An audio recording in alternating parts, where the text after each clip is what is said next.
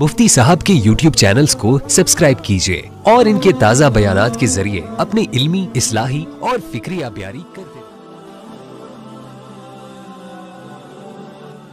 جس سے مسلمان غافل ہے اور اس کا اثر مسلمان کی زندگی پر پڑتا ہے۔ دارالعلوم دیوبند کے بہت بڑے استاد تھے اور شیخ الحدیث تھے، بڑے بڑے علماء کے شاگرد تھے، حضرت مولانا محمد یعقوب نانوتوی رحمۃ اللہ علیہ فرماتے ہیں کہ میں کہیں دعوت کے لیے چلا گیا، بعد میں مجھے پتہ چلا، پہلے نہیں پتا تھا کہ ان کے کھانے کے اندر حرام کے اثرات تھے، کمائی حرام کی تھی۔ تو فرماتے میں نے کھا لیا کھانا، بعد میں مجھے پتہ چلا اس کی ظلمت کتنے ماہ تک میرے دل میں رہی۔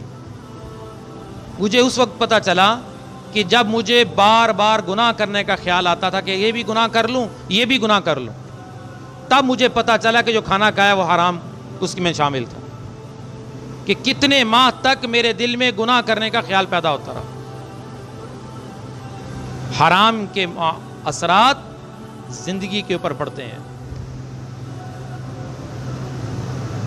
اس لیے ہمیں اپنے معاملات کا جو دین درست رکھنا ہے۔ Thanks for watching.